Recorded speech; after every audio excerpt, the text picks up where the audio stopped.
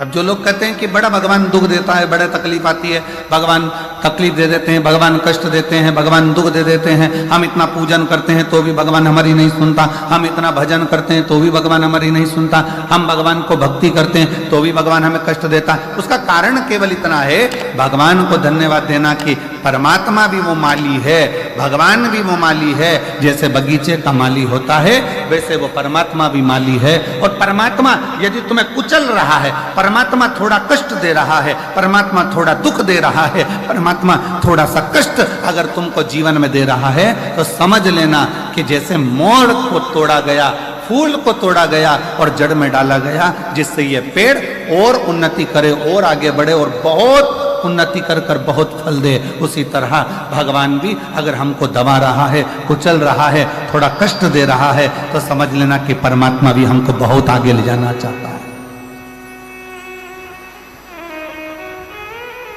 समझ लेना, परमात्मा भी हमको बहुत आगे तक लेकर जाना चाहता है, परमात्मा हमको बहुत दूर तक लेकर जाना चाहता है, परमात्मा हमको बहुत अग्रणता में लेकर जाना चाहता है।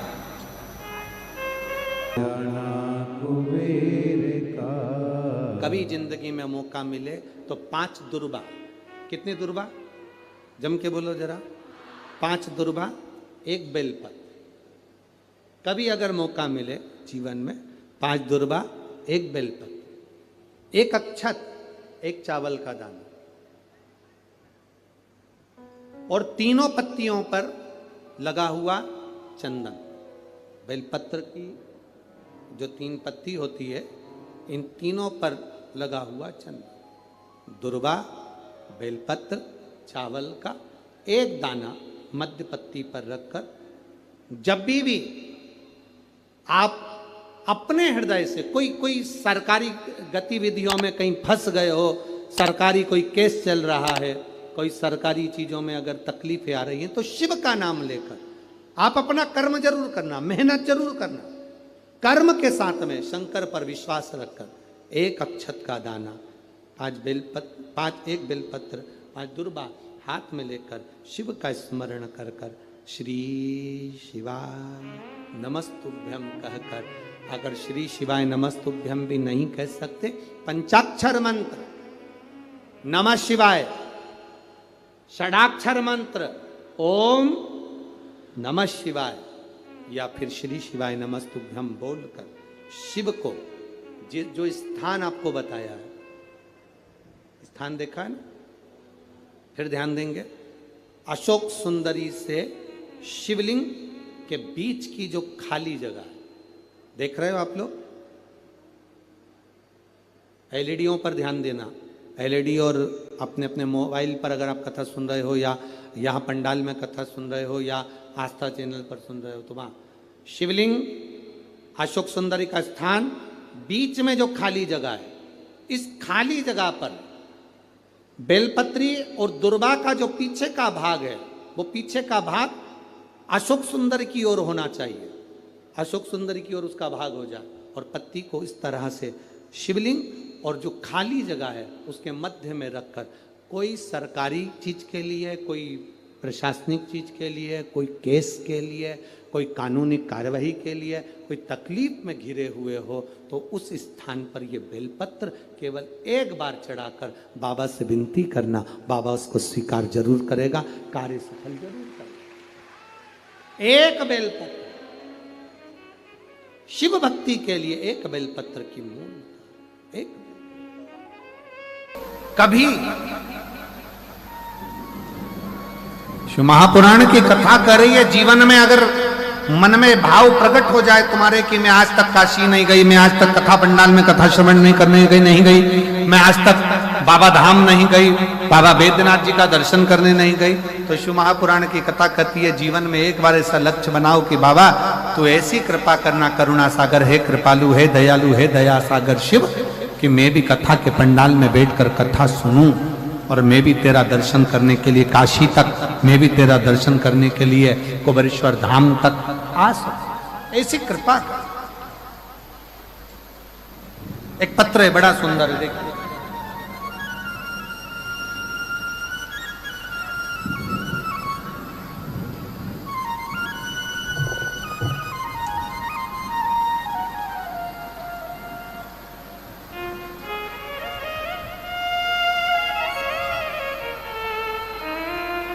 गुरुजी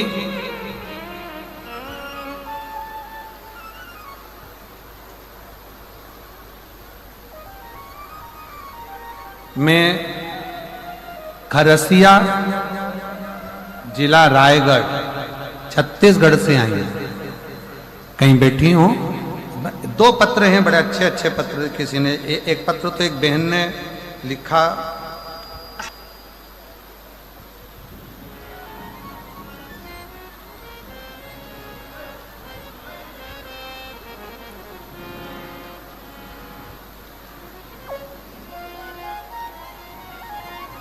सोमेश्वरी रामेश्वरी डनसेना, मैं रायगढ़ भूप देव पर से आई हूं। आ जाइए, आ जाओ, आ जाओ। मैं रामेश्वरी डनसेना रायगढ़ भूपदेव पर से आई हूं। मेरा पति नकुल डनसेना, गुरुदेव,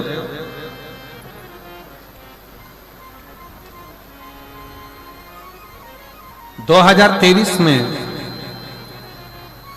मेरे पति को तकलीफ हुई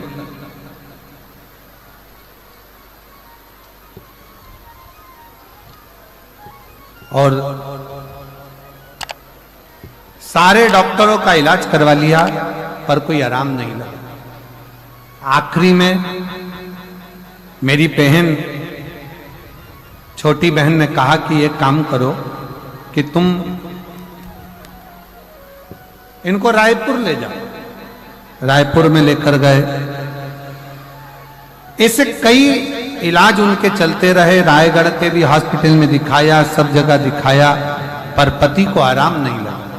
तब तबीयत इतनी बिगड़ती चली गई कि गुरुदेव डॉक्टर हम भी जवाब दे देते। तब मेरी बहन ने कहा कि एक बार तू एक काम कर कि शंकर को 1 लोटा जल चढ़ाना प्रारंभ कर। मैं नहीं जानती थी कि शिव को जल चढ़ाने का क्या लाभ है। शिव जी को जल चढ़ाना प्रारंभ करा, जल लाती, पिला देती। आज बाबा को धन्यवाद देने के लिए आई हूं। जहां डॉक्टरों ने हाथ ऊंचे कर दिए थे, आज मेरे बाबा ने मेरे पति को पूर्ण तरह से स्वस्थ कर दिया है। मैं बाबा को प्रणाम करने के लिए यहां पर आई हूं। गुरुदेव, शिव शिव है। मैं बाबा का क्या गुणगान करूं। बाबा को मैं प्रणाम करने के लिए, ये मेरा तीसरा पंडाल है जहां मैं मयाली जसपुर में कथा सुनने के लिए पहुंची। कहीं बैठी हो तो आ सकती हूं। और एक पत्र एक बहन ने लिखा है, खरसिया जिला रायगढ़ से एक प्रश्न है। अच्छा प्रश्न है, आप लोगों के लिए भी और हमारे लिए भी। लोग कहते हैं गुरुजी की रोज मंदिर जाओ और 1 लोटा जल बाबा को चढ़ा कर आओ। मेरे घर के अंदर शिव जी का मंदिर है, तो क्या मैं घर में शंकर जी को जल चढ़ा सकती हूँ? तो मेरा बेटी से निवेदन है, अगर कहीं बैठी हो तो एक बेलपत्र लेने के लिए आ सकती हैं। कहीं बैठी हो, आ जाइए बेटा, आ जाइए। मेरा उस बेटी से निवेदन है जो खरसिया जिला रायगढ़ से आई है।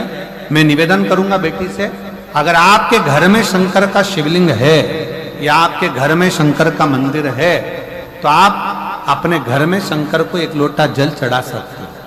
हमारे शिव महापुराण की कथा कहती है, बाबा को तो जहां बैठकर जिधर बैठकर आप याद करोगे, शिव उधर आप पर कृपा करेगा। ऐसा नहीं कि बाबा को दिखावे की जरूरत है। बाबा को तो केवल आपका जो निर्मल मन से 1 लोटा जल जो आप बाबा को समर्पित करते हो, निर्मल हृदय से, निर्मल मन से, शिव उसको स्वीकार कर लेता। शंकर उसे स्वीकार करता। आप दिल से भजो, दिल से स्वीकार। शिव कथा कर रही है। बिंदु के प्राण चले गए। चंचुला देवी ने बड़े भाव से काशी में जाकर कथा श्रवण करी और कथा सुनने का फल चंचुला देवी को यह मिला कि चंचुला के प्राण छूटकर चंचुला पार्वती जी की सहेली, सखी, और पार्वती जी की सहेली तो बनी, साथ में तुमरुका जी से उसने शिव महापुराण की कथा का लाभ लिया। ऐसी शिव महापुराण की कथा जशपुर के मायाली गांव में आज 21 तारीख से चालू हुई है, जो 27 तारीख तक प्रदोष तक चलेगी। 1 बजे से 4 बजे तक इस कथा का लाभ आप और हम ले रहे हैं। आज जलवृष्टि ने बहुत दिक्कत दी है और हवा भी बहुत चली, पानी भी बहुत गिरा, पर बाबा की कृपा से कथा आपके विश्वास पर पूर्ण हुई। कल कथा का समय 1 बजे से 4 बजे तक रहेगा। स्वयं हाँ, इनको पहले भेज दो। आ जाओ बेटा। ईसर जी, गोरा जी भी पधार रहे हैं, एक बार जोरदार ताली बजाएं। शिव महापुराण की कथा का लाभ लें।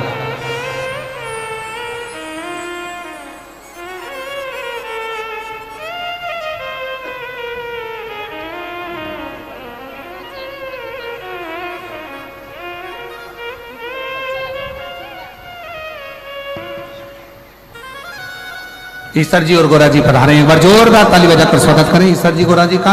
आज की कथा का प्रथम दिवस यहां विराम ले रहा है। कल कथा दोपहर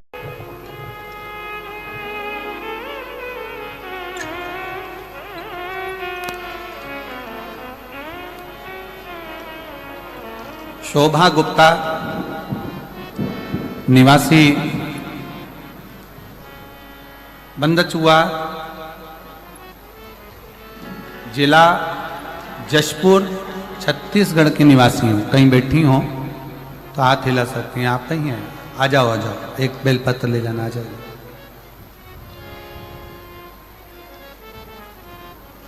शोभा गुप्ता निवासी, जिला जशपुर, छत्तीसगढ़ की निवासी। पत्र को आप लोग एलईडी पर पढ़ सकते हैं। पत्र एलईडी पर दिख रहा।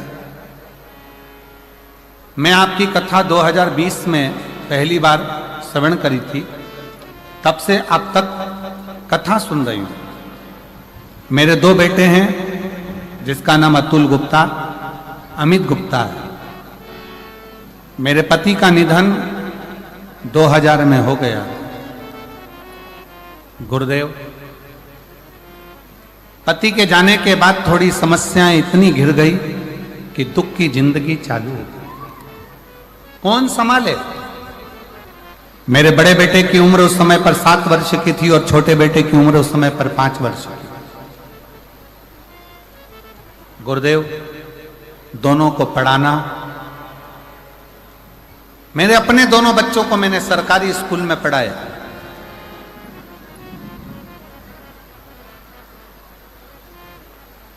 मैं दीदी आपको धन्यवाद देता हूं। कई लोग कहते हैं कि सरकारी स्कूल में है क्या, लोग प्राइवेट को ज्यादा प्रबलता देते हैं, पर आपका यह पत्र आज दिखा रहा है कि मैंने दोनों बेटों को सरकारी स्कूल में पढ़ाया और दोनों बेटों को उनकी मंजिल तक पहुंचाया। मैं आपको धन्यवाद देता हूं। मेरा छोटा बेटा उस समय 7 साल का था और बड़ा बेटा 7 साल का, छोटा बेटा 5 वर्ष का था। दोनों को सरकारी स्कूल में पढ़ाते पढ़ाते बड़े बेटे ने देखा कि मेरी माँ बहुत दुखी है, घर में कछु नहीं खाने का भी, बहुत तकलीफ की जिंदगी है। तो बड़ा बेटा पढ़ाई करते करते करते करते दुकान खोल ली और दुकान चलाने लगा। अब ऐसा लगता था कि भगवान ने थोड़ा सा हाथ पकड़ा। गुरुदेव, लोग कहते हैं शिव महापुराण की कथा सुनने से होता क्या है? मैं कहती हूं, मेरा पहले का जो 2000 में पति गए, उसके बाद का जो जीवन कटा वो संघर्ष का कटा। पर जब से 2020 से कथा सुनना प्रारंभ करी, आज मैं छाती ठोक कर कहती हूं कि मैं जो बाबा से मांगती हूं, बाबा मुझे पहले प्रदान कर देता। गुरुदेव, बच्चे ने दुकान चलाई, दुकान में तकलीफ आई, धीरे धीरे बालक ने फिर चलाई और आज बाबा की कृपा से उसकी दुकान जम गई। उसी बड़े बेटे ने छोटे बेटे को और पढ़ाया और पढ़ाते पढ़ाते बेटे ने एग्जाम दिया, पर उसका कोशिश सफल नहीं हुआ। मैंने अपने बच्चे से कहा, चिंता मत कर, अपन दोनों पशुपतिनाथ का व्रत करते हैं। और मेरे बेटे ने और मैंने दोनों ने पशुपति व्रत किया। बाबा की कृपा से रायपुर में जाकर मैंने पंडाल में बैठकर कथा को श्रवण करा और बाबा से वहां पर भी बैठकर निवेदन करा, बाबा मेरा एक बेटा तो दुकान कर रहा है पर दूसरा बेटा पढ़ाई में लगा है और ऐसी कृपा कर दे कि उसकी सरकारी नौकरी लग जाए। आज मैं बाबा को धन्यवाद देने के लिए आई हूं। आज मेरा बेटा सूरजपुर जिला में फूड इंस्पेक्टर के पद पर नियुक्त हो गया है। मैं बाबा को धन्यवाद देने के लिए। और गुरुजी एक पत्र और नीचे लिख रही हूं।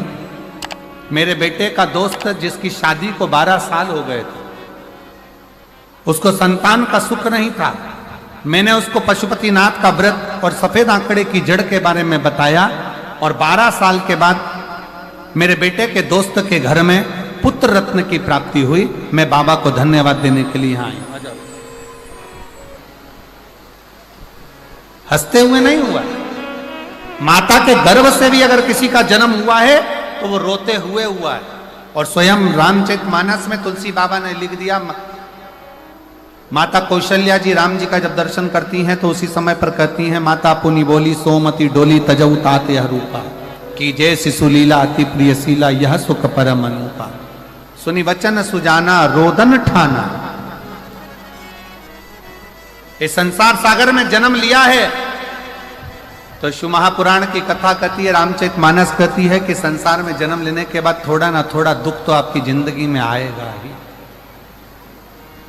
थोड़ा ना थोड़ा दुख अपनी जिंदगी में आएगा ही। पर शिव पुराण की कथा एक बात और कहती है, अगर आपका लगन, आपकी मेहनत, आपकी कार्यशीलता और आपके कर्म की प्रबलता है तो दुनिया में कोई हरा